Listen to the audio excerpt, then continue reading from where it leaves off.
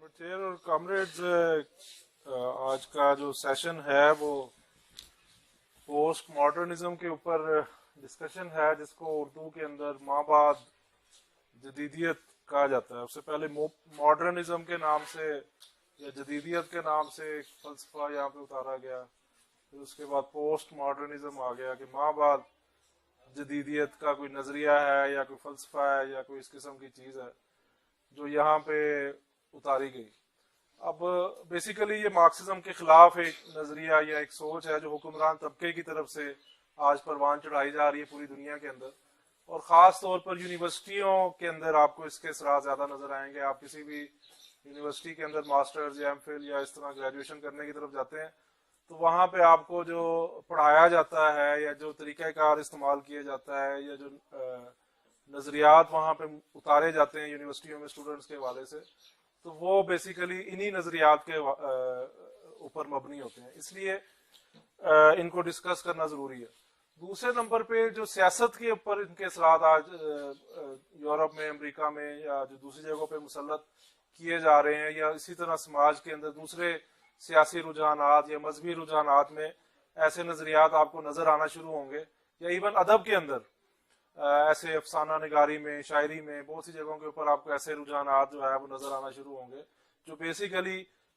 दिखाई देने के अंदर आपको लगेगा कि बड़े प्रोग्रेसिव हैं या बड़े कोई जदीद कोई नई चीज जो है वो सामने आ गई है या कोई मार्क्सिज्म से मिलती जुलती कोई चीज आ गई है।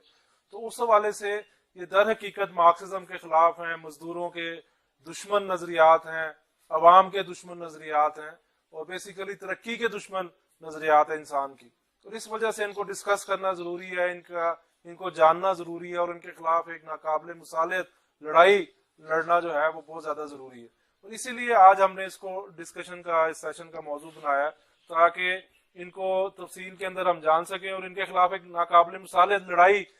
जो है वो लड़ी जा सके। क्योंकि ये नजरियात जो है ना सिर्फ मार्क्सिज्म को मस्क करने की कोशिश करते हैं, बल्कि खुद को अपने आपको एक जदीद नजरिया या सोच बनाकर या मार्क्सिज्म से मिलते जुलती सोच बनाकर जो है वो पेश करने की कोशिश करते हैं, जो दर हकीकत मार्क्सी कुव्वतों को या मार्क्सी नजरियात को जायल करने की या मार्क्सिज्म को हुक्मरान तबके के लिए इस्तेमाल करने की कोशिश की जाती है। उस हवाले से आपको नजर आएगा कि ये सारे जो नजरियात हैं ज्यादातर यूनिवर्सिटियों के अंदर इनका फरोग हुआ, या एकेडमिक मार्क्सिज्म के नाम से एक लफ्ज टर्मिनोलॉजी इस्तेमाल की जाती है। आप समझते हैं कि मार्क्सिज्म का जो नजरिया अगर कोई दुरुस्त अंदाज में सीख सकता है तो वो अमली सियासी जद्दोजहद के अंदर सीख सकता है। जब मैं पहले भी बात की कि जो स्टूडेंट्स की मूवमेंट के अंदर जब आप राह रास्त मुदाखलत करते हैं, उनकी जो फीसों में इजाफे के खिलाफ जो तहरीक है या दूसरे इश्यूज पे जो तहरीक है उसके अंदर अमली तौर पर हिस्सा लेते हैं, या मजदूरों की तहरीकों में, हड़तालों के अंदर उनकी जद्दोजहद का हिस्सा बनते हैं, उस दौरान जब आप मार्क्सिज्म को समझते हैं, उसके नजरियात को, उसकी इकोनॉमिक्स को, उसके फलसफे को, तो तभी आप दुरुस्त अंदाज में उसको मार्क्सिज्म को समझ सकते हैं। लेकिन यूनिवर्सिटियों के अंदर जो प्रोफेसर हजरात हैं, और यूनिवर्सिटियां बनाने का मकसद यहाँ पे कोई तालीम का या इल्म का फरोग नहीं है, बल्कि सरमायादारी के जो नजरियात है उनका तहफ़्फ़ुज़ करने वाले जो अफराद हैं उनकी तैयारी है बेसिकली यूनिवर्सिटियों के अंदर जो की जाती है। और ना ही यूनिवर्सिटियां जो हैं वो इल्म हासिल करने का कोई मंदिर या कोई ऐसी मुकद्दस जगह है जहाँ पे इल्म हासिल किया जाता है, बल्कि यूनिवर्सिटियां वो अदारे हैं या वो फैक्ट्रियां हैं जहाँ पे सरमायादारी के दलाल नजरियात जो हैं वो फैलाए जाते हैं और उनके मुहाफिज जो हैं वो तख्लीक किए जाते हैं। वो चाहे किसी भी शोबे में, आर्ट्स में, साइंसेज में आपको नजर आए, वो सरमायादारी के नजरियात का दिफा करते हुए नजर आते हैं। और इसीलिए आपको एकेडमिक मार्क्सिज्म के नजरियात जो नजर आएंगे उसके अंदर आपको अमली जद्दोजहद का बिल्कुल फुकदान नजर आएगा। मजदूर तबके से एक नफरत सिखाई जाएगी, मजदूर तबके को एक गलीज जाहल जो है वो एक तबका करार दिया जाएगा, और दानिश्वरों को जो है वो हकीकी इल्म का जो है वो जो हासिल उनको हासिल हो चुका है। इसलिए आपको यूनिवर्सिटियों के जो तालिब इल्म हैं, ग्रेजुएट्स हैं, जो पढ़े लिखे हैं, आपको पाकिस्तान में भी ये बात आम नजर आएगी कि यहाँ पे लोग जाहिल हैं, अनपढ़ हैं, पढ़े लिखे हैं, और यही बेसिकली जो मजदूर दुश्मन नजरियात को ना सिर्फ फरोग देता है बल्कि फाशिज्म की बुनियाद रखते हैं। आपको तहरीक इंसाफ के अंदर ये एक बहुत ज्यादा रुझान नजर आएगा कि यहाँ पे लोग जाहिल हैं, अनपढ़ हैं, इनको पढ़े लिखे लोगों की जरूरत है कि जो खजाने का वजीर होगा वो पढ़ा लिखा इकोनॉमिक्स का मिनिस्टर होना चाहिए, PhD इकोनॉमिक्स होना चाहिए, جو مثلاً وزیر قانون ہونا چاہیے وہ قانون کے اندر اس کی پی ایچ ڈی ہونی چاہیے، چاہے وہ کتنا ہی جاہل ہے. اور پی ایچ ڈی کرنے سے یا پی ایچ ڈی یا ماسٹرز کو وہ معیار بنا دیا گیا ہے جو علم کا، اور چونکہ مزدور کے پاس وہ پی ایچ ڈی کی ڈگری نہیں ہے، ماسٹرز کی ڈگری نہیں ہے، اس لیے وہ جاہل ہے، گوار ہے، اور اس کو عقل نہیں ہے کہ وہ اپنے بارے میں درست فیصلہ کر سکے. اور بیسیکلی یہ جمہوریت کے خلاف، اور وہ جو یہاں پہ جنرل بیٹھ کے پورے الیکشنز کو منور کرتے ہیں، وہ نظریاتی طور پر یہ سمجھتے ہیں کہ یہاں کے لوگوں کے اندر اتنی صلاحیت نہیں ہے، اتنی ان کے اندر عقل نہیں ہے کہ وہ اپنا کوئی درست نمائندہ جو ہے وہ منتخب کر سکیں. اس لیے ہمیں جو ہے وہ دیکھیں کتنا مشکل کام کرنا پڑتا ہے، الیکشن منور کرنے پڑتے ہیں، سارا جو ہے وہ بیلٹ پیپر بھی چھپوانے پڑتے ہیں، اور یہ آر او وغیرہ سارا ڈرامہ کرنا پڑتا ہے. وہ عوام کی بہتری کے لیے، کیونکہ جاہل لوگ ہیں، گوار لوگ ہیں، اور اپنا درست جو ہے وہ نمائندہ منتخب نہیں کر سکتے. لیکن ہم جو مارکسزم ہے وہ یہ سمجھتا ہے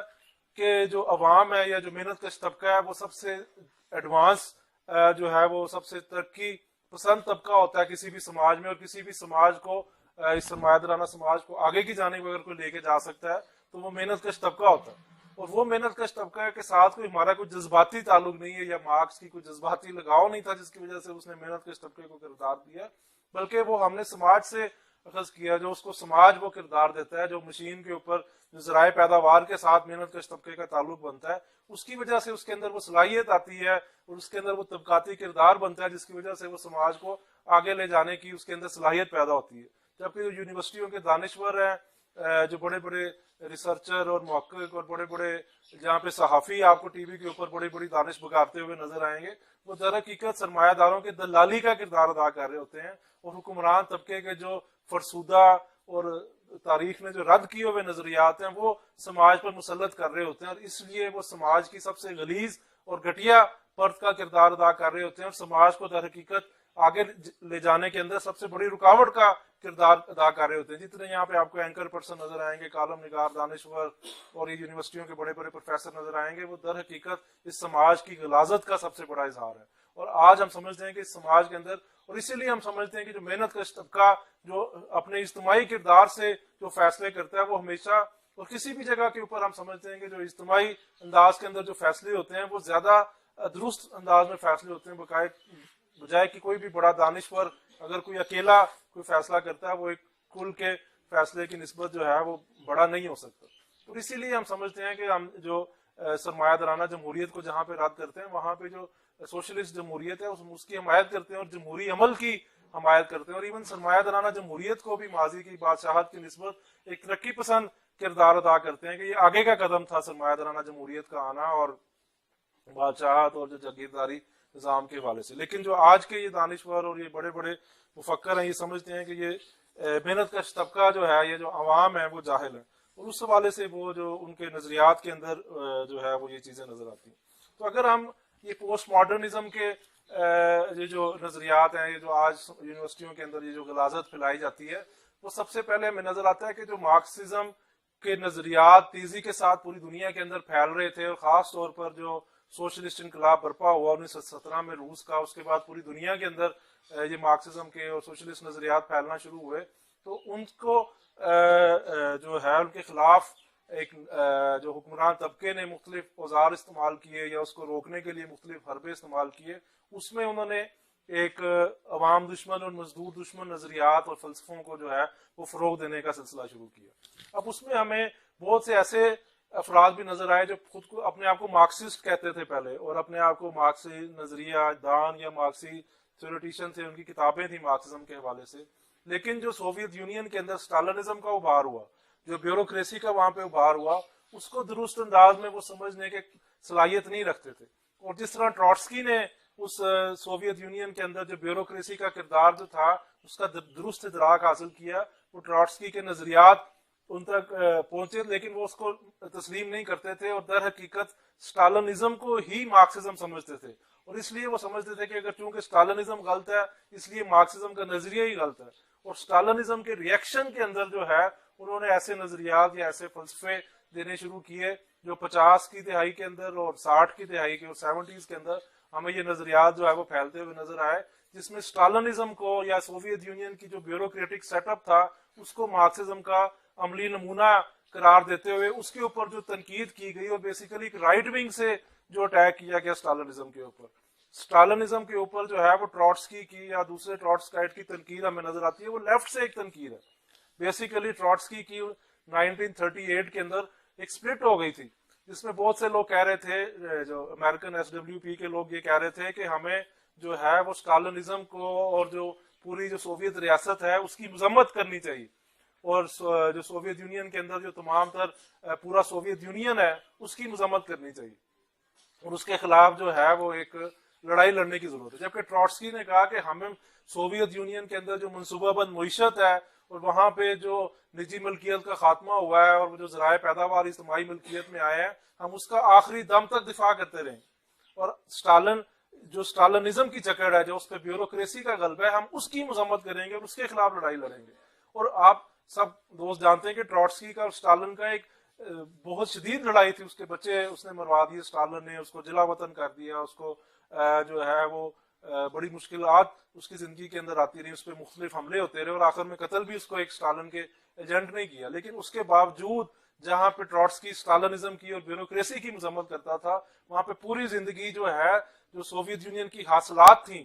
جو منصوبہ بند معیشت تھی اور وہاں پہ جو اجتماعی ملکیت تھی اس کا دفاع کرتا رہا. لیکن وہاں پہ ایسے لوگ بھی تھے جو کہتے تھے کہ جو اسٹالنزم ہے وہ در حقیقت مارکسزم ہی ہے, اور ہم اس وجہ سے مارکسزم کی ہی مذمت کرتے ہیں اور مارکسزم کے خلاف کھڑے ہوتے ہیں, جو در حقیقت مارکسزم نہیں تھا, اور نہ لینن کے اور مارکس کے نظریات سے اسٹالنزم کا کوئی تعلق تھا. تو در حقیقت اسٹالنزم کے ریئیکشن میں ہمیں یہ پوسٹ ماڈرنزم جو ہے 60 اور 70 کی دہائی کے اندر فرانس میں اور یورپ کے دوسرے ملکوں کے اندر ابھرتا ہوا نظر آتا ہے, جس میں ایک انہوں نے پوائنٹ یہ بنایا کہ ہم ٹوٹیلیٹیرینزم کے خلاف ہیں, کہ ایک آمریت کسی بھی سماج کے اندر پیدا ہوگی, ہم ہر اس نظام کے خلاف ہیں جس میں وہ ہٹلر کو, مسولینی کو اور اسٹالن کو اور سرمایہ داری کو بھی ایک ہی صف کے اندر رکھتے تھے, اور یہ کہتے تھے کہ یہ سماج کو کنٹرول کرنے کے نظام ہے, اس لیے ایک ایسا سماج ہونا چاہیے جس میں کوئی کسی کو کنٹرول نہ کر سکے. تو ہم سمجھتے ہیں کہ بالکل ایک اس میں انارکسٹ رجحان بھی نظر آتا ہے, لیکن وہ بالکل ایک سماج کی اور اس کی جو سائنس ہے اس کے بالکل خلاف ایک چیز نظر آتی ہے, جس میں ہم سمجھتے ہیں کہ مارکسزم یا سوشلزم کی بات کرتے ہیں وہ ایک مزدور جمہوریت کی بات کرتے ہیں, جس میں جمہوری انداز میں تمام لوگوں کی رائے شامل ہوتے ہوئے وہ فیصلے ہوتے ہیں, لیکن اس کے اندر آپ کو ایک سینٹرلائزیشن کی بھی ضرورت ہے. جب آپ پلانڈ اکانومی کی بات کرتے ہیں تو اس میں جہاں تمام مزدوروں کی, تمام محنت کشوں کی, عوام کی اس میں رائے شامل ہوتی ہے, تو اس کے بعد ایک سینٹرلائز نظام کی ضرورت ہے جو اس پھر منصوبہ کو لاگو کر سکے اور اس کے نتیجے میں جو تمام حاصلات ہیں اس کو مینج کر سکے, اور اس حوالے سے جو ہے اس کو سینٹرلائزیشن کی ضرورت ہے. لیکن وہ کبھی بھی جو مزدور جمہوریت ہے وہ اسٹالنسٹ یا جو سوشلزم ہے وہ اسٹالنزم یا اس کی جو بیوروکریٹک سیٹ اپ ہے اس کی حمایت نہیں کرتا, بلکہ اس کی مخالفت کرتا ہے. اور ٹروٹسکی نے اور اس کے بعد آنے والے تمام مارکسسٹوں نے ہمیشہ اس کے خلاف ایک ناقابل مصالحت لڑائی لڑی. اور اسی طرح اس اسٹالنزم کو اگر ہٹلر کے اس کے ساتھ کمپیئر کیا جائے اور اس کو ایک ہی صف میں کھڑا کر دی جائے تو وہ بھی غلط ہے. فاشزم کے اوپر واضح موقف ہے مارکسسٹوں کا کہ وہ ایک سماج کا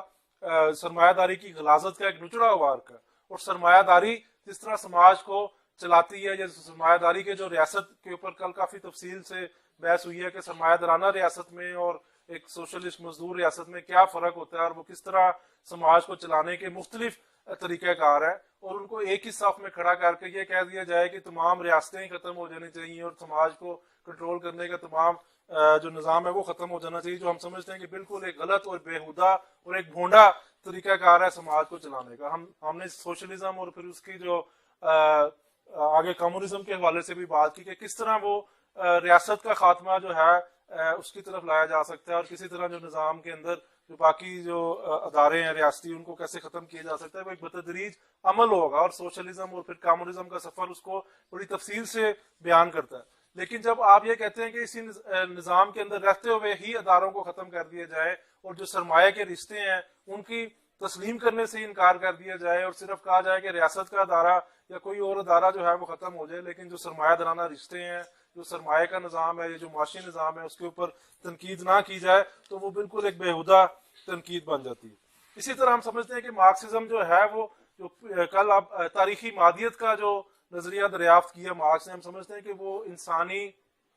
جو شعور ہے اس کی ایک معراج ہمیں مارکسزم میں نظر آتی ہے, اور تاریخی مادیت کا نظریہ نظر آتا ہے، جس میں ہمیں نظر آتا ہے کہ جو آج کا سماج ہے وہ ایک لمبے تاریخی عمل کے نتیجے میں آج یہاں پر پہنچا ہے. جب ہم نے کل ریاست کو ڈسکس کیا تو اس کا تاریخی ارتقاء ساتھ ڈسکس کیا کہ آج کی جو ریاست ہے وہ کوئی خلا سے اچانک وجود میں نہیں آ گئی، یا کسی دانشور کے نظریے کے تحت اچانک لوگوں نے فیصلہ کیا کہ نہیں ہم نے یہ پارلیمنٹ کا نظام بنانا ہے اور اس طرح یہ عدالتیں بنانی ہیں، بلکہ ریاست کا یہ سارے ادارے ایک مسلسل ارتقاء کے نتیجے میں، جس میں انقلابات ہیں، فرانس کا انقلاب ہے اور دوسرے انقلابات آپ کو عظیم نظر آتے ہیں، جس کے نتیجے میں آج ریاست کا دائرہ بنا. اسی طرح جب آج ہم نے معیشت کو یا کرنسی کو ڈسکس کیا تو اس کو اس کی تاریخی ارتقاء میں ڈسکس کیا کہ ایک دن کے اندر آج کا جو ڈالر یا جو بینکوں کا نظام بنا ہے وہ اس کے پیچھے ایک تاریخی عمل ہے، ہزاروں سال کی انسانی تہذیب کا عمل ہے جس کو ارتقاء کرتے ہوئے یہاں تک پہنچا. اسی طرح جو فلسفہ یا مارکسی فلسفہ ہے وہ مارکس کے ذہن کی اختراع نہیں ہے، بلکہ ہزاروں سال کا فلسفے کا اور انسانی شعور کا سفر ہے جس کو طے کرتا ہوا وہ ہمیں مارکسزم کے اندر جو ہے وہ اپنے عروج کے اوپر نظر آتا ہے. اس میں افلاطون کا کردار ہے، ارسطو کا کردار ہے اور دوسرے بڑے بڑے جو فلسفی آپ کو نام نظر آتے ہیں، اور وہ بھی ایک سماج کے عمل کے ساتھ جڑے ہوئے ہیں. جو یونان کا فلسفہ تھا وہ اس کو اس مخصوص سماج یا وہ جو غلام دارانہ سماج اور وہ ساری جو ڈیولپمنٹ تھی اس دور کی، اسے الگ کر کے نہیں دیکھا جا سکتا. اسی طرح جو ڈیکارٹ کا فلسفہ ہے یا نشاط ثانیہ کے ادوار میں جو فلسفہ نظر آتا ہے یا بعد میں روشن خیالی کے دور میں، وہ سماج سے کاٹ کے، جو سماجی عمل سے کاٹ کے نہیں دیکھا جا سکتا. اسی طرح جو ہیگل کا فلسفہ ہے اس کو ہم کہتے ہیں کہ بورجوا فلسفے کی معراج جو ہے یا سرمایہ دارانہ نظام کی معراج جو ہے وہ ہیگل کے فلسفے میں نظر آتی ہے. اور پھر اس کے بعد ہمیں مارکسزم کا فلسفہ جو ہے وہ اس سرمایہ دارانہ نظام کی تنقید کرتے ہوئے اور اس کے اندر سے ڈیولپ ہوتا ہوا نظر آتا ہے. اس کو سماج سے بھی کاٹ کے نہیں دیکھا جا سکتا اور اس کے تاریخی عمل سے کاٹ کے بھی نہیں دیکھا جا سکتا. اور ہم سمجھتے ہیں کہ وہ انسانی شعور کا، اور یہ تاریخی مادیت میں پہلی دفعہ ہوا. ہیگل نے اس کو ایک تاریخ کو ایک مسلسل عمل کے طور پر جو ہے وہ دیکھنا شروع کیا، اور پھر جب مارکس نے اس کو مادی کے ساتھ جوڑا تو تاریخی مادیت کا جو ہے ہمیں نظریہ سمجھ آتا ہے. لیکن یہاں پہ ہمیں جو نظریہ آج پڑھایا جاتا ہے یونیورسٹیوں میں، کالجوں کے اندر، وہ اس کو تاریخ کے اور سماج کے عمل سے کاٹ کے کسی بھی چیز کو دیکھنے کی طرف جاتے ہیں، چاہے وہ ریاست کا ادارہ ہے، چاہے وہ معیشت ہے، یا کوئی اور آپ سائنس وہاں پہ پڑھیں گے. یہاں پہ ادب کے یا لنگوسٹ کے اسٹوڈنٹس یہاں پہ نظر آتے ہیں کہ وہ زبان جو آج ہم بول رہے ہیں یہاں پہ، یہ بھی ایک تاریخی عمل کے نتیجے میں انسان نے ڈیولپ کی ہے. اور انسان نے کمیونیکیشن کے جو ذرائع ہیں کہ جب انسان مچھلیوں کا شکار کرتا تھا، جنگلوں میں رہتا تھا، غاروں میں رہتا تھا، اس وقت کس طرح ایک دوسرے کے ساتھ وہ رابطے میں آتے تھے، تعلق میں آتے تھے، اشیاء کا ایک تصور بننا شروع ہوا. وہاں سے پھر زبان کا جو ہے وہ پوری ایک تاریخ ہے زبانوں کی کہ کس طرح وہ ڈیولپ ہوتی ہوئی شروع ہوئی. اور آج جس طرح انہوں نے زبانوں کو مختلف فیملیز کے اندر جس طرح ڈیوائڈ کیا ہوا، ایک بڑی فیملی ہے انڈو یورپین فیملی ہے جس میں بہت سی زبانیں، یہ انگلش، فرینچ سے لے کے یہ اردو، ہندی، پنجابی، پشتو وغیرہ بھی آتی ہیں. پھر انڈو یورپین کے مختلف آگے سب گروپ ہیں جس میں انڈو ایرین ہے، Indo Iranian, Pashto Indo Iranian میں آتی ہے، انڈو ایرین میں یہ ہندی، اردو وغیرہ آتی ہیں. اور اسی طرح پھر آگے سب فیملیز ہے. ایک علیحدہ فیملی ہے انڈو یورپین سے، وہ ڈریویڈین فیملیز ہے جس میں تامل زبان ہے اور وہ تیلگو زبان وغیرہ آتی ہیں. تو مختلف چائنیز لینگویج ایک لحاظ، تو انہوں نے پوری زبانوں کا ارتقاء بتایا ہے کہ کس طرح ہزاروں سال سے زبانوں کا ارتقاء اگر آپ تاریخ دیکھتے جائیں گے. اور اسی طرح سماج آگے بڑھتا گیا ہے تو اس کے اندر مختلف زبانیں، جس طرح اردو کے اندر آپ کو مختلف دوسری زبانوں کے بھی الفاظ نظر آئیں گے. اور ایک سماج کے ارتقاء کے نتیجے میں آج کی زبان جو ہے وہ ہمیں وجود کے اندر بنتی ہوئی نظر آتی ہے. پھر جو الفاظ کی آپ دیکھیں گے کہ علیحدہ علیحدہ تاریخ بھی ہے، لیکن وہ پھر اس کا استعمال بھی بدلتا جاتا ہے. اگر آج سے آپ 200 سال پہلے کی اردو پڑھیں یا ایون غالب کے دور کی اردو پڑھیں تو وہ مشکل ہو جاتی ہے. ایون شیکسپیئر کو انگلش میں اور آج کی انگلش میں پڑھنا مشکل ہو جاتا ہے، اس کو سمجھنا ہی بعض کا پڑھا ہی نہیں جاتا کہ ایسے الفاظ ہیں، داؤ ہے یا اس طرح کے الفاظ ہیں جو آج استعمال ہی نہیں ہوتے جو شیکسپیئر. بلکہ شیکسپیئر کو بھی کہا جاتا ہے کہ اس نے تقریباً 1800 کے قریب نئے الفاظ جو ہے وہ ڈکشنری میں شامل کیے، کیونکہ شیکسپیئر کا دور ایسا تھا جب پرانا جاگیرداری نظام ختم ہو رہا تھا اور صنعتی انقلاب تھا اور ایک سرمایہ داری کا آغاز ہوتا. ایک بڑا تبدیلی کا اور ارتقاء کا دور تھا، تیز ترین انقلابات کا دور تھا، اور اس میں نئے فینومناز جب ابھرے اور پھر نئے الفاظ شیکسپیئر نے جو ہے وہ دریافت کیا. آج شیکسپیئر کی انگلش جو ہے وہ نہیں پڑھی جاتی، آج دوسری انگلش آ گئی ہے. بلکہ جب سے یہ ایس ایم ایس اور موبائل فون آئے ہیں تو بہت سے الفاظ ہیں جو کہ نئے آتے جاتے ہیں تو زبانوں کا بھی سماج کے ساتھ ساتھ ارتقا شروع ہو جاتا ہے. لیکن یہاں پہ جو نظریات ہیں وہ جس طرح ریاست کو اس کے تاریخی عمل سے اور سماجی عمل سے کاٹتے ہیں, معیشت کو کاٹتے ہیں, اسی طرح زبانوں کو بھی وہ اس کے تاریخی عمل سے اور اس کے سماجی عمل سے جو ہے وہ بالکل کاٹ کے الگ کر لیتے ہیں. اگر زبان آج جو ہم زبان یا گفتگو کر رہے ہیں اس کو اس کی تاریخ سے الگ کر دیا جائے اور اس کے سماج سے الگ کر دیا جائے اور اس کو علیحدہ سے ڈسکس کرنا شروع کر دیا جائے, اب اس میں جو مارکسزم ہے وہ صرف اس کو اس کے سماجی اور تاریخی عمل میں بھی دیکھتا ہے لیکن ان کو الگ سے بھی دیکھتا ہے. اس میں ہم اس کو ڈینائی نہیں کرتے کہ الگ سے بھی زبانوں کی اپنا آزادانہ ایک تحریک ہے یا ان کی آگے تبدیلی ہے وہ موجود ہے, لیکن دونوں چیزیں اپنے ساتھ موجود ہوتی ہیں. اس کے تاریخی اور سماجی عمل میں بھی دیکھتے ہیں, اس کو الگ سے بھی دیکھتے ہیں, لیکن یہاں پہ اس کو تاریخی اور سماجی عمل سے مکمل کاٹ دیا جاتا ہے اور صرف الفاظ کو ہی ڈسکس کرنا شروع کر دیا جاتا ہے. اور پھر آخر میں اس نتیجے کے اوپر یہ ہمیں یہ والے فلسفی جو ہے وہ پہنچاتے ہیں کہ کسی لفظ کو سمجھا ہی نہیں جا سکتا یا اپنی جذبات کا اظہار کیا ہی نہیں جا سکتا یا میں اپنی جو بات ہے وہ دوسرے تک پہنچا ہی نہیں سکتا, کمیونیکیشن کی ہی نہیں جا سکتی. اور الفاظ کے جو معنی ہیں وہ بالکل میں جو اپنی مرضی کے مطابق جو معنی دینا چاہوں وہ مجھے آزادی ہونی چاہیے. اور مجھے کہتے ہیں کہ زبان جو ہے وہ ایک جبر ہے ہمارے اوپر, جو بچے کو یا ایک آدمی کو جو ہے اپنانا پڑتا ہے اور ہمیں اس جبر سے آزاد ہونے کی ضرورت ہے اور الفاظ کو اپنا مطلب دینے کی ضرورت ہے. اگر میں میز کو جو ہے وہ کرسی کہنا شروع کر دوں اور کرسی کو میز کہنا شروع یا کرسی کو گلاس کہنا شروع کر دوں تو میری باتوں کی یہاں پہ کسی کو سمجھ نہیں آئے گی.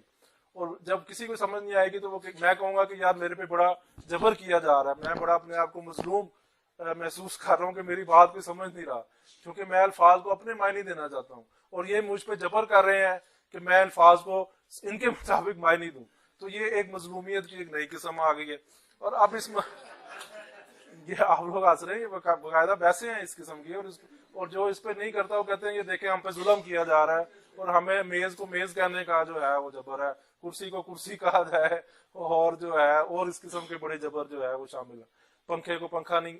تو وہ کہتے ہیں مجھے آزادی ہونی چاہیے کہ میں الفاظ کو کوئی بھی معنی دے دوں. اگر کسی کو نہیں سمجھ آتی تو اس کو آزادی ہے, لیکن میری بات اگر کسی تک نہیں پہنچتی تو یہ میرا مسئلہ نہیں ہے, یہ اس کا مسئلہ ہے اور اس کو میرے معنی سمجھنے کی ضرورت ہے. اس کو سمجھنے کی ضرورت ہے کہ میں میز کو اس وقت میز کہہ رہا ہوں یا کچھ. اور پھر یہ بھی نہیں ہے کہ میں نے میز کا نام, یہ ادب میں بھی آپ کو نظر آئے گا کہ میں نے اگر میز کا نام کرسی رکھ دیا ہے تو مثلا ایک جملے میں یا ایک پیرے میں میں نے میز کو کرسی کہہ رہا ہوں اور کرسی کو میز کہہ رہا ہوں, تو چلو آپ کہتے ہیں کہ چلو آگے پڑھتے ہیں اب اس کو, لیکن ممکن ہے کہ میں اگلے پیرے میں اپنا ارادہ بدل دوں. تو مجھے اس کی اجازت ہونی چاہیے نا, ورنہ اگر آپ مجھے کہیں گے کہ نہیں اگلے پیرے میں بھی آپ نے یہی استعمال کرنا ہے تو پھر بھی میرے پہ ظلم ہے. بہت شدید دیکھیں نا میں کتنا مظلوم شخص ہوں. یہ کہتے ہیں کہ پشتونوں پہ ظلم ہو رہا ہے, بلوچوں پہ ظلم ہو رہا ہے, یہ ظلم دیکھیں آپ کتنا ہے. یہ بیسیکلی اس سارے یہ آپ یہ دیکھیں کہ جو حقیقی ظلم ہو رہے ہیں, جو واقعی ہم سمجھتے ہیں کہ مظلوم قومیتوں پہ جبر ہوتا ہے یا خواتین پر جبر ہے یا اور دوسرے اس طرح کے جبر ہے, اس کو کرش کرنے کے لیے اس کے خلاف یہ ایک سازش ہے بیسیکلی جو امریکی سامراج کی یا دوسری سامراجی قوتوں کی, کہ وہ اس کو بھی ظلم قرار دے رہے. کہ میں اپنا جہاں پہ مسلمان ضیاء کو دیکھ کے شاعر یاد آ گئے کہ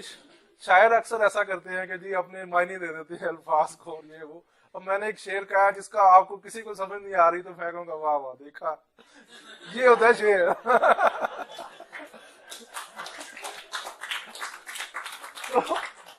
یہ ہے پوسٹ ماڈرنزم بیسیکلی. اور آپ یہ دیکھیں کہ وہ الفاظ کو اپنے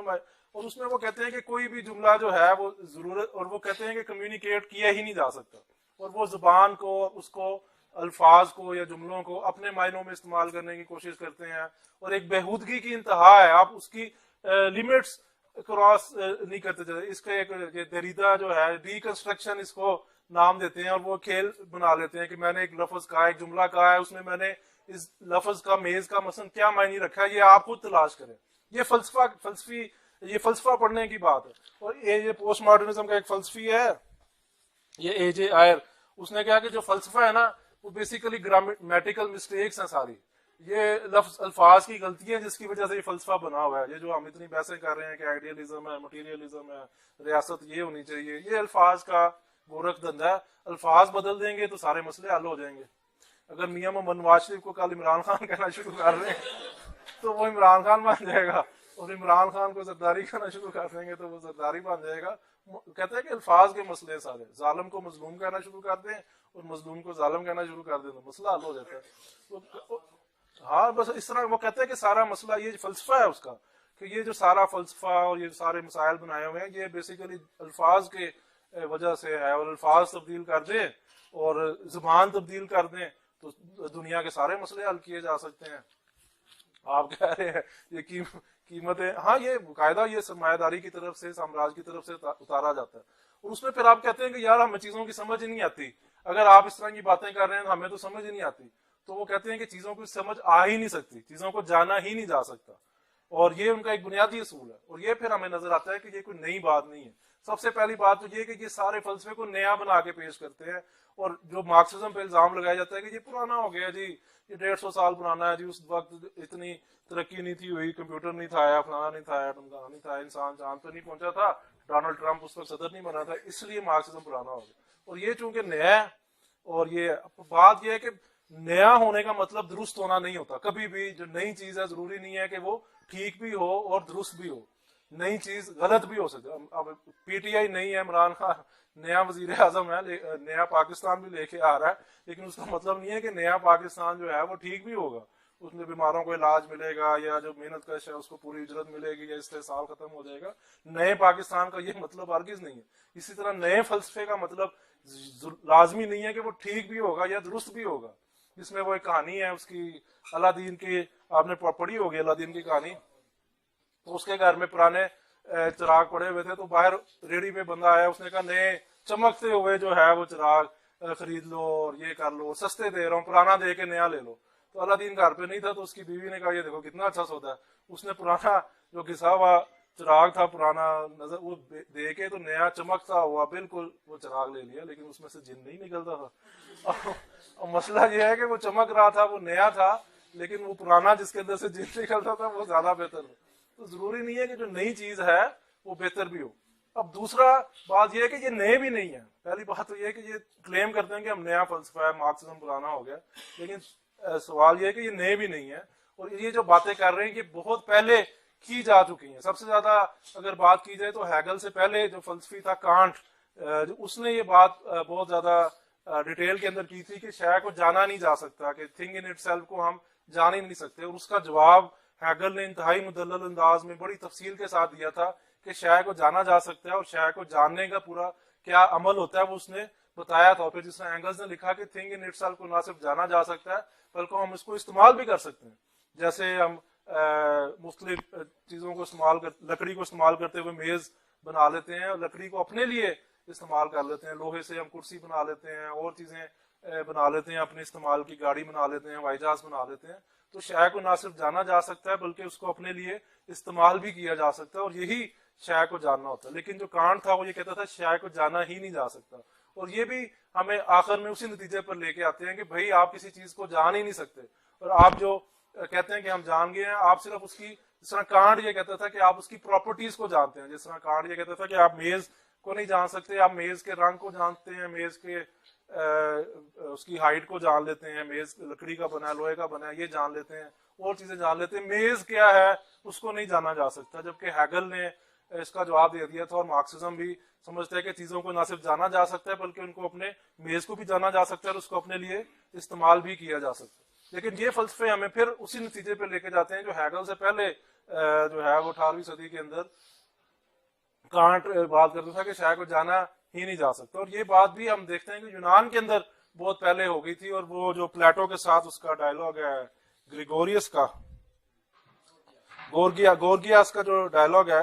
اس میں وہ 3 پوائنٹ بناتا تھا گورگیاس, جس کا جو ہے وہ آج پھر یہ فلسفے جو ہے وہ ہمیں وہ بناتے ہوئے نظر آتے ہیں. سب سے پہلے وہ کہتے ہیں کہ نتھنگ ایگزسٹ, وہ کہتا ہے کہ کوئی چیز وجود ہی نہیں رکھتی. اب یہ سارے کامریڈ جانتے ہیں کہ آئیڈیلزم کی اور مٹیریلزم کی بڑی تاریخی ایک بحث ہے, جس میں ہم مادیت پسندی کی بات کرتے ہیں, اور ایک جو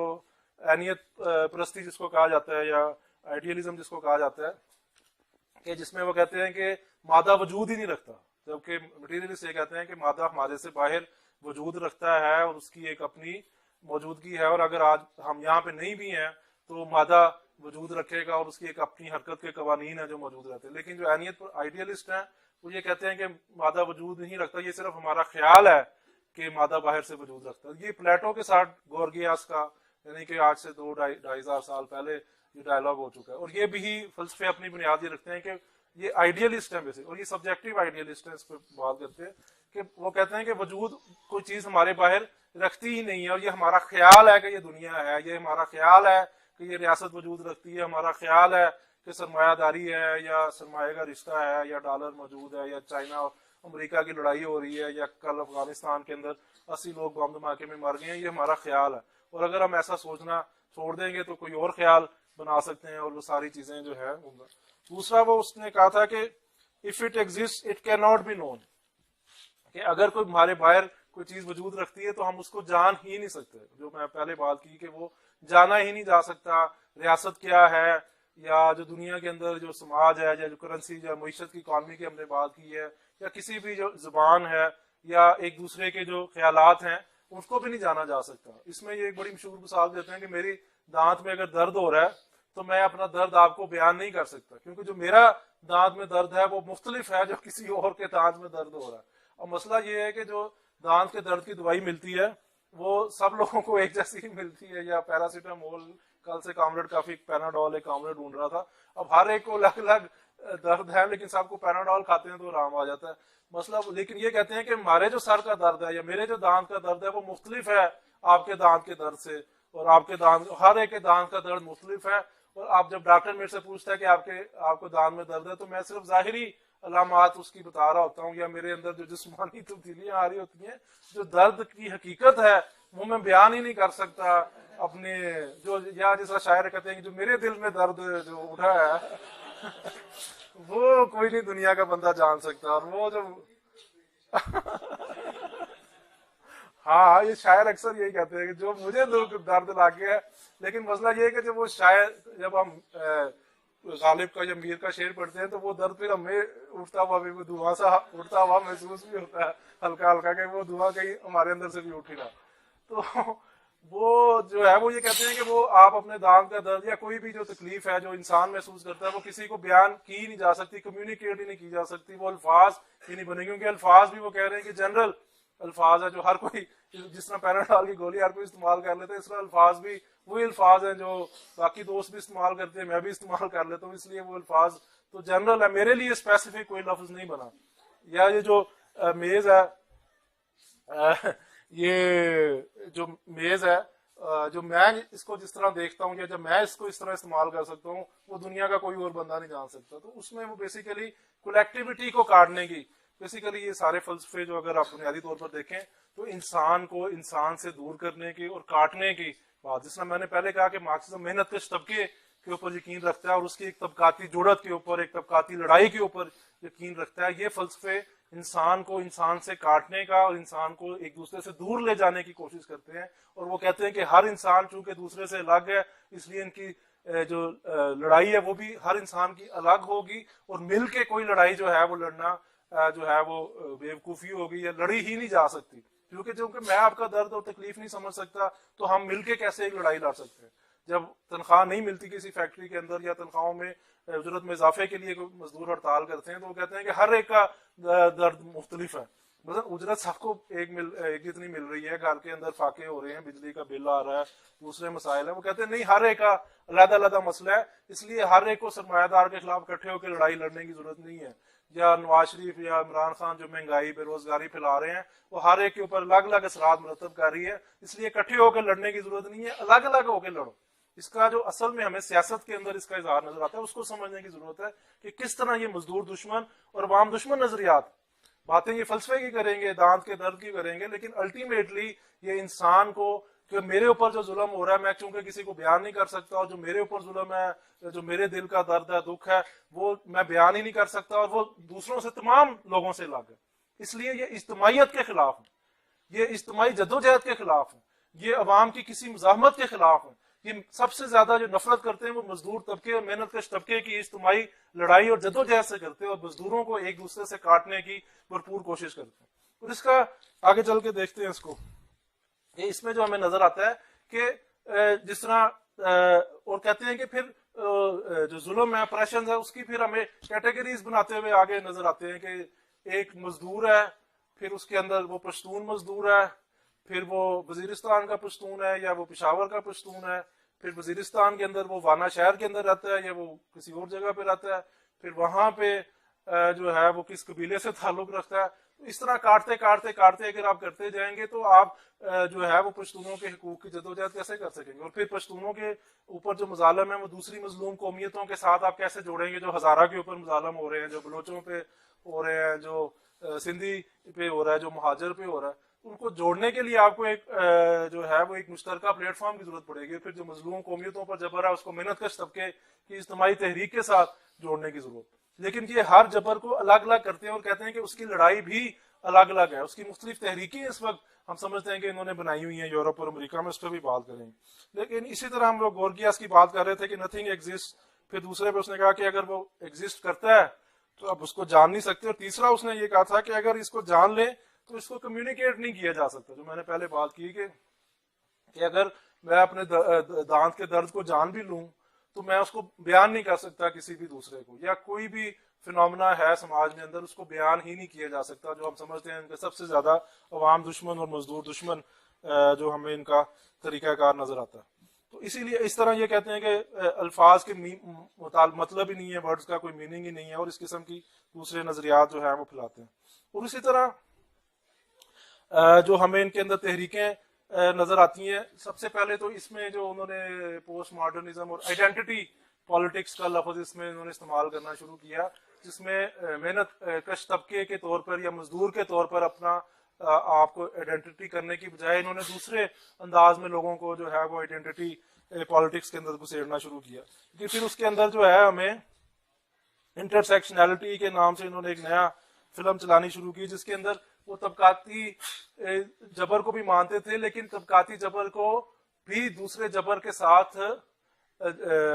जैसा ही जबर बना के पेश करते थे। तो मसला ये है कि हम समझते हैं कि समाज के अंदर जो दो तबकात हैं, सरमायादार और मजदूर का दरमियान जो तबकाती लड़ाई है वो सबसे मरकजी किरदार की हामिल है, और यही तबकाती लड़ाई का जो फैसला कुन अंजाम है वो समाज की तब्दीली का बायस बनता है। और उसमें हम बिल्कुल इनकार नहीं करते कि खवातीन के ऊपर जबर मौजूद है, मजलूम कौमियतों के ऊपर जबर मौजूद है, या और जो दूसरे इस तरह के मजलूम जो माइनॉरिटीज हैं पाकिस्तान के अंदर आपको नजर आएगा कि उनके ऊपर एक शदीद जबर मौजूद है, और वो सारे जबर अपनी जगह पर मौजूद है। लेकिन हम समझते हैं कि वो सारी लड़ाइयाँ जो है वो अगर कामयाबी की तरफ जा सकती हैं तो वो मेहनत कश तबके की एक जो इज्तिमाई लड़ाई है उसके साथ जुड़ के एक फैसला कुन अंजाम के ऊपर जा सकती है, और मेहनत कश तबका उन लड़ाइयों की क़यादत करते हुए एक सोशलिस्ट इनकलाब कर सकता है।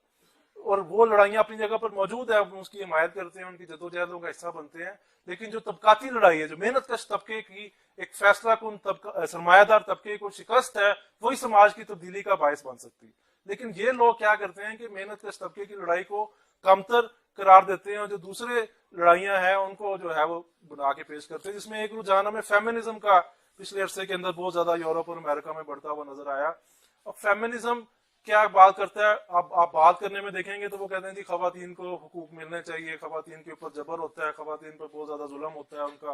दोहरा इस्तेसाल है, ये है वो है, इस तरह की बातें करेंगे और हम खवातीन की आजादी की लड़ाई लड़ रहे हैं। अब जब हम उनकी फेमिनिज्म की मुखालफत करेंगे तो वो कहेंगे ये देखेंगे खवातीन के हकूक की बात नहीं करते। अब मार्क्सिज्म जो है वो कभी भी खवातीन के ऊपर जबर की हिमायत नहीं कर सकता, या जो ऐसा करता है वो कभी भी मार्क्सिस्ट या कम्युनिस्ट नहीं हो सकता। मार्क्सिज्म हमें हर किस्म की जो जबर है, इस्तेसाल है, उसकी मजम्मत करता है और उसके खिलाफ एक नाकाबिले मुसालत लड़ाई की बात करता है। और हम खवातीन की आजादी की हमेशा हिमायत करते रहे हैं और उसको हिमायत करते रहे। लेकिन हम खवातीन का ऊपर जो जबर है उसका एक तारीखी इर्तिका भी बताते हैं कि खवातीन के ऊपर जो जबर है वो क्यों है, और उसकी तारीखी बुनियादें क्या हैं और उसकी समाजी बुनियादें क्या हैं। और जब तक उन समाजी बुनियादों को तब्दील नहीं किया जाएगा, खवातीन के ऊपर जो जबर है वो खत्म नहीं किया जा सकता, और उनका जो दोहरा इस्तेसाल है उसका खात्मा नहीं किया जा सकता। और हम मानते हैं कि खवातीन के ऊपर जो हरासमेंट का इशू है, जो रेप का इशू है, या जो उनको कम उजरतें हैं, पूरी दुनिया के अंदर खवातीन की कम उजरतें हैं,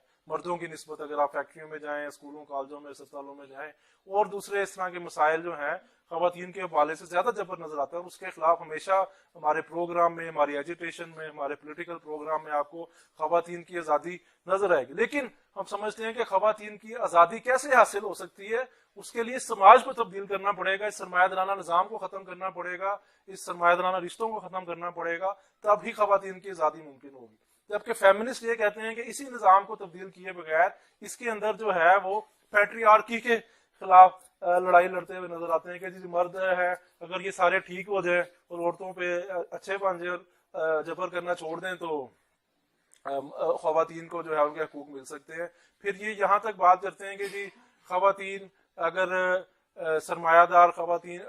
سرمایہ داروں طبقے کے اندر خواتین جو ہے ان کی تعداد کم ہے تو اس کو بڑھانا چاہیے. اگر کسی کمپنی کے بورڈ آف ڈائریکٹر میں 10 لوگ ہیں تو اس میں 5 خواتین ہونی چاہیے، 5 مرد ہونے چاہیے. ہم سمجھتے ہیں کہ اس طرح خواتین کو آزادی نہیں مل سکتی، اور وہ جو اس کا کردار، اس کا سماج میں کردار ہوگا وہ اس کا تعین کرے گا کہ وہ ظالم ہے یا مظلوم ہے. اور اگر فیکٹری کی جو سرمایہ دار ہے اگر خاتون بن جائے گی تو وہ بھی مزدوروں کا استحصال کرے گی، وہ کوئی آزاد نہیں کر دے گی سارے مزدوروں کو یا ان کو پوری اجرت دینی شروع نہیں کر دے گی. تو اس والے سے ہم سمجھتے ہیں کہ اس نظام کی تبدیلی کے بغیر خواتین کو آزادی نہیں مل سکتی. آج پاکستان کی پارلیمنٹ میں 33% ان کو خواتین کو دیا گیا ہے اور بہت سی ایم پی اور ایم این اے بن گئی ہیں. اس سے پاکستان کے اندر خواتین کی حالت میں تبدیلی نہیں آئی بلکہ ریپ میں اور چھوٹی بچیوں کے اس میں ریپ میں اور قتل میں اضافہ ہوا ہے. اسی طرح انڈیا میں اندرا گاندھی وزیر اعظم رہی ہے، سونیا گاندھی وہاں پہ برسر اقتدار رہی ہے، ریاستوں کے اندر مایاوتی ہے، ابھی بھی ممتا بنرجی وزیر اعلیٰ ہے یا جے للیتا رہی ہے. تو انڈیا کے اندر جو خواتین کے مظالم ہیں ان میں کمی نہیں آئی. تو اس حوالے سے ہم یا بے نظیر یہاں پہ وزیر اعظم رہی ہے. تو اس حوالے سے ہم سمجھتے ہیں کہ خواتین کی جو شمولیت ہے حکمران طبقے میں یا فیکٹریوں کے مالکان میں بننے سے جو فیمنسٹوں کے جس طرح کا طریقہ کار ہوتا ہے اس سے مسئلہ حل نہیں ہوتا بلکہ سماج کی تبدیلی کا جو ہے وہ طریقہ کار ہے. لیکن فیمنسٹ یہ کہتے ہیں کہ بھائی نہیں، یہ جو مظالم ہے یہ اس سماج کے اندر جو تمام تر سٹرکچرز ہیں ان کی وجہ سے ہیں. یہاں تک کہ یورپ اور امریکہ میں انہوں نے کہا کہ چونکہ آپ ان کے لیے علیحدہ الفاظ استعمال کرتے ہیں، عورت کو شی کہا جاتا ہے اور مرد کو ہی کہا جاتا ہے، یہ بھی ظلم ہے. اور یہ الفاظ اگر تبدیل کر دیے جائیں عورتوں کے لیے جو ہوتے ہیں تو اس سے عورتوں کا جبر ختم ہو سکتا ہے. اس لیے اب کینیڈا اور امریکہ میں ہی اور شی کی بجائے آپ اگر دیکھتے ہیں ان کی تقریریں وغیرہ وہ دے کا لفظ استعمال کرتے ہیں. آپ واٹس ایپ وغیرہ میں بھی، آپ فیس بک میں بھی اکثر ایسے آپ کو دے کا لفظ استعمال ہوتا ہوا نظر آتا ہے. اس کو کہتے ہیں جینڈر نیوٹرل پروناؤنز آپ استعمال کریں. اس سے جو ہے وہ عورتوں کا استحصال اور عورتوں پہ ظلم جو ہے وہ ختم ہو جائے. یعنی کہ سماج کی تبدیلی کی ضرورت نہیں ہے. عورتوں کو گھر کی وہ قید سے اور وہ جو ان کو ٹوپی والا برقع پہنایا ہوتا ہے اور ان کو جو کوڑے مارے سنسار کیا جا رہا ہے وہ ضرورت نہیں ہے. صرف جو وزیرستان کے اندر یہ کامریڈ بیٹھے ہیں عورتوں کو جو ہے وہ عورت کہنا بند کر دیا جائے، ان کو مرد کہنا شروع کر دیا جائے تو ان کو استحصال ختم ہو جائے گا. یہ جو عورتوں والے نام ہیں ان کی جگہ ان کے نام بھی مردوں والے جو ہے وہ رکھنے شروع کر دیں. تو اس قسم کے جو آپ کو رجحانات نظر آئیں گے کہ صرف زبان کو کہتے ہیں کہ مسائل جو ہے ان کی بنیاد جو ہے الفاظ کے استعمال میں ہے یا وہ اسی نظام کو قبول بنانے کے لیے اسی طرح کرتے ہیں. اسی طرح امریکہ میں آپ نے پچھلے دنوں دیکھا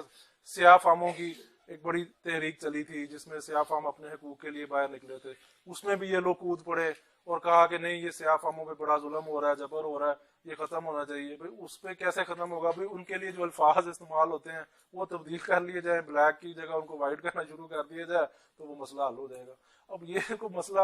اسی طرح کی انہوں نے بہت سی کامنٹ حاصل ہیں. اس طرح کی باتیں بڑی بڑی یونیورسٹیوں میں جب ہوتی ہیں ان کو ڈگریاں دیتے ہیں اور نمبر جب ملتے ہیں لوگ کہتے ہیں یہ بڑی اچھی بات ہے. تو ہمارے جیسے بندہ بات کر رہا ہوتا ہے تو وہ کہتے ہیں یار یہ ایسی فضولی بات کر رہا ہوگا، یہ ٹائپ کوٹ جس نے نہیں پہنا، ٹھنڈے کمرے میں بیٹھ کے اسی والی گاڑی سے ہوتا تھا، ہاں یہ ٹھیک بات کر رہا ہے. یہ بیسیکلی جو ہے وہ ہمیں نظر آتا ہے کہ سبجیکٹو آئیڈیالزم جو ہے وہ نظر آتا ہے کہ ہم اپنے طور پہ کسی بھی چیز کو معنی دے سکتے ہیں اور کسی بھی چیز کا. اسی طرح جو مائنورٹیز کے اوپر پاکستان کے اندر مظالم ہو رہے ہیں جو ہندوؤں کے ساتھ یا کرسچن ہیں یا اور دوسرے ہیں تو اس کو بھی ہم صرف ان کے الفاظ تبدیل کر دیں گے تو وہ مظالم جو ہے وہ ختم ہو جائیں گے. یہ اس طرح کی باتیں کہتے ہیں جبکہ ہم سمجھتے ہیں کہ وہ جو سارے مظالم ہیں وہ سماج کے ساتھ جڑے ہیں. اسی طرح وہ پھر جب میں نے بات کی کہ وہ فیمنزم کی جب بات کرتے ہیں تو ہم سمجھتے ہیں کہ خواتین کی آزادی کی جدوجہد جو ہے وہ محنت کش طبقے کی جدوجہد کے ساتھ مل کے اور پھر ایک طبقاتی لڑائی کے ذریعے ہو سکتی ہے. لیکن وہ طبقے کی جو لڑائی ہے یا مزدور طبقے کی جو کلیدی اہمیت ہے یا ایک فیصلہ کن اہمیت ہے اس کو تسلیم نہیں کرتے. اسی طرح جو مظلوم قومیتوں کی لڑائی ہے, آپ سمجھتے ہیں کہ ان پہ جبر ہے, ان کے اوپر بہت زیادہ مظالم ہو رہے ہیں, استحصال کیا جا رہا ہے, اور وہ ختم کرنے کے لیے یہاں پہ ایک طبقاتی کشمکش کے اور سرمایہ دارانہ نظام کو ختم کرنے کی ضرورت. اب وہ یہ کیا کرتے ہیں کہ وہ سارے مظالم کو جو ہے وہ پیرالل کے اندر دیکھنا شروع کر دیتے ہیں. وہ کہتے ہیں کہ ہر شخص کا جو ظلم ہے, وہ جو فیمنسٹ ہیں, جو خواتین ہیں, ان کے اوپر بھی جبر ہو رہا ہے, ان کو اپنے حقوق کے لیے الگ سے جدوجہد. انہوں نے پچھلے عرصے میں اسپین میں چلایا تو, لیکن وہ سب لوگ اس لیے باہر نکل آئے 8 مارچ کو, لاکھوں لوگ, تقریباً 20 لاکھ کے قریب احتجاج ہوا. تو سارے لوگ اس لیے نکلے تھے کہ وہ خواتین کے حقوق کی آزادی کی بات کر رہے تھے. وہ سمجھتے تھے کہ خواتین کے اوپر جبر ہو رہا ہے, یا اور پولینڈ میں ابارشن رائٹس کے حوالے سے خواتین کا بہت بڑا احتجاج ہوا. لیکن ہم سمجھتے ہیں کہ وہاں پہ جو فیمنسٹ تھی انہوں نے کہا کہ نہیں, اس مظاہرے میں مردوں کو نہیں آنا چاہیے, یہ صرف عورتوں کا مظاہرہ ہے, اس میں مرد کیا کرنے آئے, اس لیے ان کو باہر نکالا جائے. تو وہاں پہ لوگوں نے مذاق اڑایا کہ بھئی وہ جو مرد ہیں جو سمجھتے ہیں کہ خواتین پر جبر نہیں ہونا چاہیے, ان پہ ظلم کا خاتمہ ہونا چاہیے اور اس کے خلاف جدوجہد ہونی چاہیے, ان کو ساتھ آنے کی اجازت ہونی چاہیے, اور وہ لاکھوں کی تعداد میں باہر نکلے اور ان کو ویلکم کرنا چاہیے. لیکن فیمنسٹوں کا موقف تھا کہ نہیں, عورتوں کی جو لڑائی ہے وہ عورتوں کو لڑنی. اسی طرح جو بلیک کی لڑائی ہے, سیاہ فاموں کی لڑائی ہے, اس میں صرف سیاہ فام ہونے چاہیے. اگر کوئی سفید فام شخص یا یہاں کا ایشین کوئی شخص یہ سمجھتا ہے کہ سیاہ فاموں پر جبر ہو رہا ہے یا ان کا اوپر ظلم ہو رہا ہے اور اس کے خلاف جو ان کی لڑائی ہے جدوجہد وہ درست ہے اور ہمیں اس کا ساتھ دینا چاہیے, اس کو شامل نہیں ہونا چاہیے, اس کو اپنی لڑائی کے اندر. اسی طرح وہ کاٹتے ہیں مختلف. اسی طرح مظلوم قومیتوں کی یہاں پہ جس طرح نیشنلسٹ ہیں کہ پشتونوں کا جلسہ ہے, اس میں جو ہے وہ ہزارہ کو نہیں آنا چاہیے, بلوچ کو یا سندھی کو نہیں آنا چاہیے, یا الگ الگ لڑائیاں, پھر اس کو کاٹتے چلے جائیں گے تو وہ ہر شخص جو ہے وہ دوسرے سے علیحدہ ہوگا. جبکہ مارکسسٹ کیا کرے گا کہ وہ خواتین کی آزادی کی لڑائی کو, مظلوم قومیتوں کی جو حقوق کی لڑائی ہے, جو مائنورٹیز کی اپنے ظلم کے خلاف, جبر کے خلاف لڑائی ہے, اس کو جوڑے گا, اور جو طبقاتی محنت کش طبقے کی جو ہم سمجھتے ہیں کہ فیصلہ کن لڑائی ہے, اس کے سمندر میں یہ سارے دریا ملیں گے اور ایک فیصلہ کن لڑائی کی جانب بڑھیں گے. لیکن یہ لوگ جو ہیں, جو پوسٹ ماڈرنزم, جو یونیورسٹیوں کے اندر تعلیم دیتے ہیں, وہ تمام تحریکوں کو, وہ مانتے ہیں کہ یہ ظلم ہو رہا ہے, سیاہ فاموں پہ بھی ظلم ہے, خواتین پہ بھی ظلم ہے, لیکن یہ کہتے ہیں کہ ان کی لڑائیاں الگ الگ ہیں اور ان کو جو ہے وہ ساتھ نہیں ہونا چاہیے. پھر کسی نے کہا کہ اگر ایک عورت ہے لیکن وہ سیاہ فام ہے, تو انہوں نے کہا کہ اس کو باقیوں پر فوقیت حاصل ہے. تو انہوں نے کہا کہ یہ عورت ہے, سیاہ فام ہے اور ڈسیبل ہے, تو اس پہ بھی فوقیت حاصل ہے. تو وہ جو آپ کا وہ تعین ہوگا ووٹنگ رائٹ کا, یا آپ کس کے تنظیم کے آپ صدر بن سکتے ہیں, سیکرٹری بن سکتے ہیں, وہ اس حوالے سے ہوگا کہ آپ کتنے مظلومیت کی پرتیں آپ میں زیادہ ہوتی چلی جائیں گی. اس بات پر نہیں کہ آپ کیا بات کر رہے ہیں, آپ کا سیاسی موقف کیا ہے, آپ کا نظریاتی موقف کیا ہے, آپ کا محنت کش طبقے کی تحریک کے ساتھ کیا ہے. تو اس کو جو ہے وہ استعمال, اس نظریے کو بیسیکلی جو سامراجی قوتیں ہیں یا جو حکمران طبقات ہے وہ لوگ تحریکوں کو تقسیم کرنے کے لیے بھی استعمال کرتے ہیں, محنت کش طبقے کو تقسیم کرنے کے لیے استعمال کرتے ہیں. بلکہ یورپ وغیرہ میں جو ٹریڈ یونین کے اندر جو بیوروکریسی بیٹھی ہے, وہ لیڈر بیٹھے ہیں, وہ ان کو اس چیزوں کو استعمال کرتے ہیں محنت کش طبقے کی تحریک کو تقسیم کرنے کے لیے کہ نہیں خواتین کی نمائندگی ہونی چاہیے. اب جس طرح یہ ہیلری کلنٹن کی آپ نے کمپین دیکھی ہوگی کہ وہ چاہ رہی تھی کہ مجھے اس بنیاد کے اوپر ووٹ دیا جائے کیونکہ میں ایک عورت ہوں, اور امریکہ کے اندر بہت بڑے پیمانے کے اوپر عورتوں نے اس پہ ریئیکشن, غصہ شو کیا اور ٹرمپ کو ووٹ دیا. انہوں نے کہا کہ تم عورت ہو لیکن تم کس طبقے کی نمائندگی کر رہی ہو, تمہارے جو سارا کردار ہے, یہ جو تمہارا سیاسی موقف ہے, وہ سامراجی طبقے کی اور حکمران سرمایہ دار طبقے کے مفادات کی ترجمانی کرتا ہے. اس لیے ہم تمہیں ووٹ نہیں دیں گے کہ صرف تم اس لیے عورت ہو تمہیں ووٹ دے دیا جائے, بلکہ تمہارے نظریات اور تمہارے سیاسی موقف کی بنیاد کے اوپر جو ہے وہ تمہیں ووٹ دیا جائے گا. اور اس کو ریجیکٹ کیا ہے ہیلری کلنٹن کو. آپ دیکھ سکتے ہیں کہ حالانکہ, اور جس دن ٹرمپ نے, آپ کو یاد ہے کہ حلف اٹھایا ہوگا, اس دن امریکہ کی تاریخ کا سب سے بڑا عورتوں کے حقوق کے لیے مظاہرہ ہوگا, جس میں لاکھوں کی تعداد میں, تقریباً ایک اندازے کے مطابق 45 لاکھ لوگ اس دن احتجاج کر رہے تھے امریکہ کی سڑکوں کے اوپر. ایسے ایسے شہر تھے امریکہ کے جس کا نام بھی لوگوں نے نہیں سنا تھا, نیو یارک اور واشنگٹن میں, وہاں بھی احتجاج ہوئے. بوسٹن شہر کے اندر جو احتجاج تھا, اس کے اندر جو لوگ آرگنائز کر رہے تھے, ان کا خیال تھا کہ ہم شہر کے ایک کونے سے شروع کریں گے ریلی اور دوسرے کونے تک لے کے جائیں گے. لیکن صبح جب وہ آئے تو وہ پورا رستہ ہی لوگوں سے بھرا ہوا تھا, یعنی کہ ریلی نکالنے کی گنجائش ہی شہر کے اندر ختم ہو گئی تھی. ساری سڑکوں پر لوگ ہی لوگ تھے. یہ میں آپ کو 22 جنوری یہ 2016 کی بات بتا رہا ہوں. تو لاکھوں لوگ ٹرمپ کے خلاف نکل آئے, اور وومن مارچ اس کو کہا جاتا ہے کہ عورتوں, کیونکہ ٹرمپ کا عورتوں کی طرف انتہائی تضحیک امیز رویہ تھا اور تذلیل امیز رویہ تھا، اس کے خلاف لاکھوں لوگ سڑکوں کے اوپر نکلے، لیکن انہوں نے ہیلری کلنٹن کو ووٹ نہیں دیا کہ وہ عورت ہے اور چونکہ وہ ایک مرد کا خلاف کھڑی ہے، اس لیے کیونکہ اس کا جو سیاسی اور نظریاتی موقف تھا وہ عوام دشمن اور خواتین کو، جس طرح انہوں نے کہا کہ تعلیم کے اس کی جو پالیسی ہیں، صحت کی پالیسی ہیں، اس میں خواتین جو ہیں وہ متاثر ہوں گی. جس طرح بے نظیر کی حکومت میں ہم دیکھ سکتے ہیں کہ جو عورتوں کو کوئی صحت کی بہتر سہولتیں نہیں مل گئیں یا تعلیم اور عورتوں کی اس میں اضافہ نہیں ہوا، بلکہ آج بھی پاکستان کی جو خواتین ہیں 75% وہ ناخواندہ ہیں. تو اس حوالے سے یہ لوگ کیا کرتے ہیں کہ یہ اس کو عورتوں کی تحریک کو، جو سیاہ فاموں کی تحریک ہے، مظلوم قومیتوں کی تحریک ہے اور دوسری ہے، ان کو ایک دوسرے سے کاٹتے چلے جاتے ہیں اور آخر میں کہتے ہیں کہ ہر بندے کی لڑائی دوسرے سے مختلف ہے اور ایک انڈیویجولزم کو فروغ دیتے ہیں. اور اس میں جو ہے وہ آپ کو ایک نیا جو ہے وہ نظر آ گیا جی، کوئر تھیوری ہے. وہ کہتے ہیں جی میرے ذہن کے اندر جو کہتے ہیں کہ جو مرد اور عورت کا جو آپ پہ بنایا گیا ہے، یہ بھی سماج کی طرف سے آپ پہ مسلط کیا گیا کہ آپ مرد ہیں، آپ عورت ہیں. تو اگر میں سوچنا شروع کر دوں کہ میں مرد نہیں ہوں تو میں عورت ہوں، تو یہ بھی میرا حق ہے، اور اگر کوئی اس کو تسلیم نہیں کرتا تو یہ میرے پہ ظلم ہو رہا ہے. کامریڈ اس پہ ہنسیں گے، لیکن یہ باقاعدہ یونیورسٹیوں کے اندر پڑھایا جا رہا ہے اور اس کی باقاعدہ ڈگریاں دی جا رہی ہیں اور بڑے بڑے پروفیسر بڑے بڑے گمبھیر لہجے کے اندر یہ ساری ڈسکشن اتارتے ہیں اور اس پہ بڑے بڑے احتجاج بھی وہاں پہ کرتے ہیں. وہ کہتے ہیں کہ یہ بالکل ایک سبجیکٹو چیز ہے کہ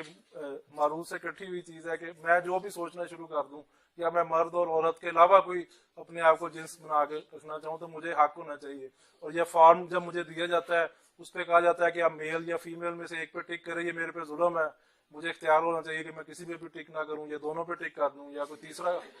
تو یہ اگر نہیں ہوگا تو میرے پہ بڑا ظلم ہو جائے گا اور میں بہت آنسو اس کے بہتے چلے جا رہے ہیں لوگوں کے.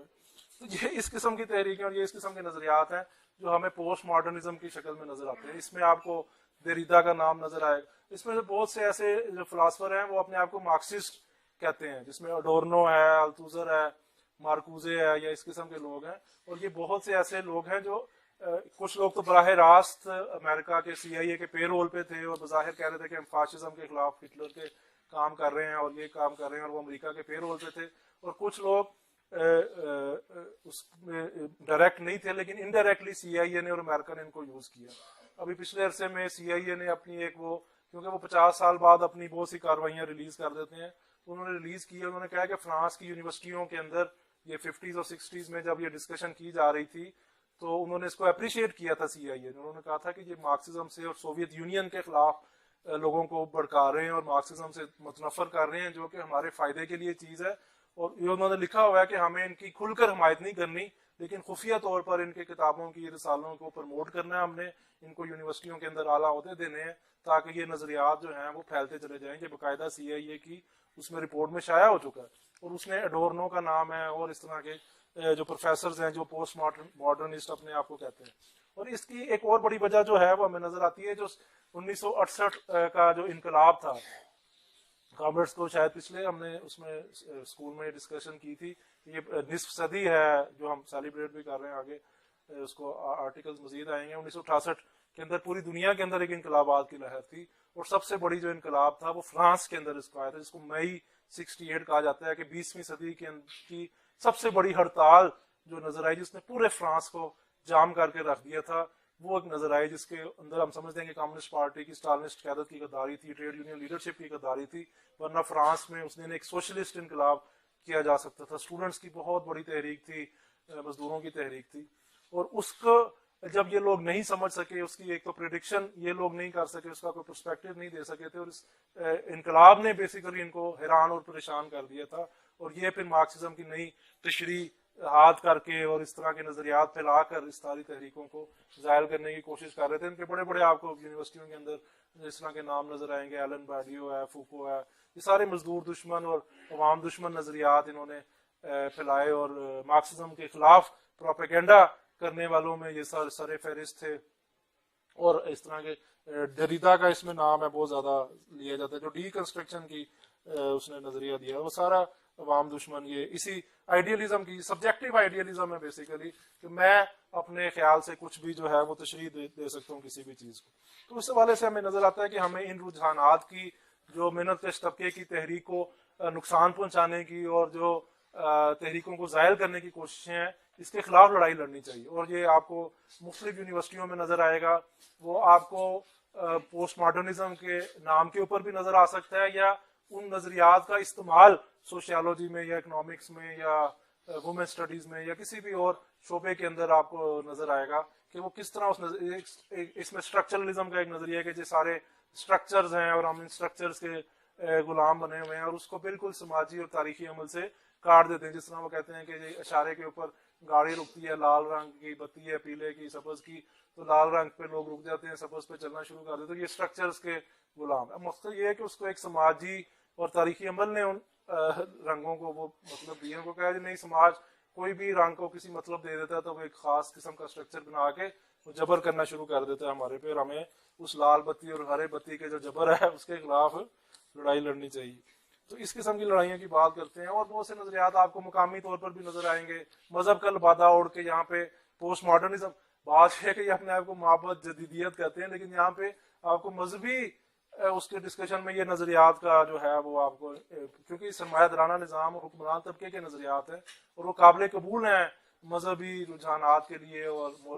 ملائیت کے لیے, جو آپ کہیں گے کہ صرف اپنے آپ کو ٹھیک کرو. یہ خیر آئیڈیالزم کی اور وہ ایک پرانی ڈسکشن بھی ہے. صوفیزم آپ کو پرموٹ ہوتا ہوا پاکستان کے اندر بہت زیادہ نظر آئے گا کہ یہ جو جہادی تنظیمیں ان کے خلاف صوفی تنظیموں کو جو ہے وہ فروغ دینا چاہیے. صوفی تنظیمیں جتنا تشدد وہ کرتی ہیں یا جو انہوں نے قتل و غارت پھیلائی ہے وہ آپ کے سامنے ہے. یہ فیض آباد میں بھی جو کچھ ہوا,